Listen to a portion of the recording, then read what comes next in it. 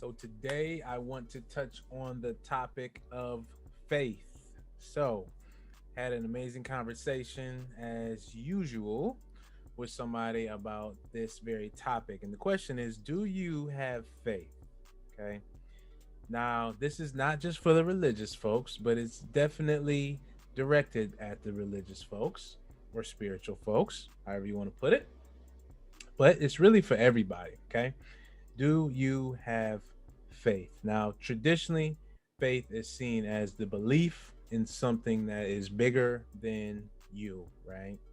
Or the belief that something will happen or an event will take place, or you can even have faith in a person, right? Which just kind of means you trust them a lot. But the kind of faith I'm talking about is a deep rooted faith that things will play out in the way they are meant to play out. This is the ultimate level of faith, okay? Because this faith is not based in what I want personally. It's not based in what I hope happens. And we know hope is as hollow as fear. They come from the same place, okay? True faith, excuse me, is about understanding that everything is going to happen in due time. Now, with religious folks, this is pertaining to what we would refer to as God's will. Okay. So I hear all the time when people pray, when people talk about what they want to happen, when people talk about what heaven or hell looks like and who they think will be there, including themselves, right? The question is not what do you want to happen and then have faith in that. The question is, do you have the ultimate level of faith? Now, let's take the example of Job. Again, this is for my religious folks, okay? We know, according to biblical texts, Job was put through a series of persecutions, plagues, I think as the Bible referred to them as, okay? All to essentially test his faith and show that man is capable of having faith throughout anything. Now, essentially, Satan or the devil came to God and said, I want to test this man. God said, go ahead, do your thing. Throw whatever you can throw at him. Okay. And he threw a lot at him, from children dying and losing his livestock to boils on his skin. I mean, you name it, this man was thrown everything. Through it all, he kept faith. Now, this is not the average faith that we see nowadays, right? This was not faith that he was going to be in heaven or no. This was a faith that this was all a part of God's will. He didn't understand it, right?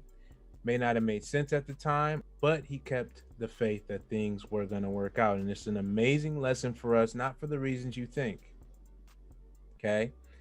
The amazing lesson for us is that things happen in this world that are bigger than us. So when we think of faith and we think of hope from our own personal standpoint of what we want to happen in life, okay, we are only thinking of our personal standpoint. We're not thinking of God's will. We're not thinking of the people around us. We're not thinking of the world around us. We just want what we want. And it's understandable, right? Most human beings are steeped in selfishness, and we're selfish by nature because we have to survive, meaning we have to eat, we have to have shelter, right? Those are resources, right? And so ultimately we become selfish naturally. There is a level of selfishness that we all have in us naturally. Now, some people cultivate that selfishness, quite frankly. Other people don't. But a lot of people have these selfish hopes and faith. Again, the faith I'm talking about is faith that everything will work out as it should. And this kind of faith is difficult because sometimes we don't understand. So imagine being alive in those days, in the days that God actually physically intervened in the world, and having him pretty much let everything that you've ever owned be stripped from you, your family be killed off, and personal sickness, right? Just imagine that. How many people can keep faith through that? And that's probably because their faith, they couldn't because their faith was based in a picture that they had in their head of the future, or a picture they had in their head of what God is, or a picture of what they had in their head of what they deserve, right? But again, real faith, true faith, is that we understand things have to happen that are bigger than us. And sometimes we don't understand them. Sometimes they will affect us negatively. Sometimes they will involve physical pain, emotional pain, right? But through it all, we have to understand that everything that happens for a reason. And the reason is because it needs to happen. Now, whether you're spiritual, religious, it doesn't matter. Whether you believe in God or the universe, the universal law, God's law, is perfect. Things happen because they need to happen, right?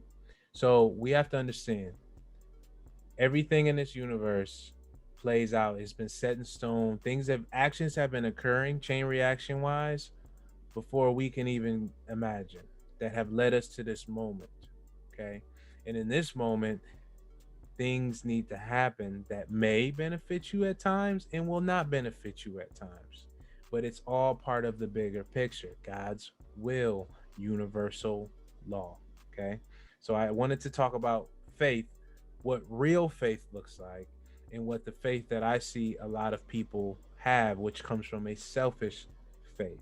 So now I understand anything that happens in this world, whether it happens to me personally, whether I see it happen on the news, okay? Good things that happen to me, good days, bad days, good events, bad events, healthy, sick. It's all part of what needs to happen. It's all part of a perfect plan that I may not understand at the time, but it's bigger than me. And this life is bigger than you. Don't get caught up in your own perspective, right? Keep faith that God's will, universal will play out, has to play out, and needs to play out in the way that it's playing out. So if you took anything from this, please leave a comment. Please let me know. If there's any topics you want me to discuss, please let me know. As always, this has been Center of the Circle with Dominic, and I love you.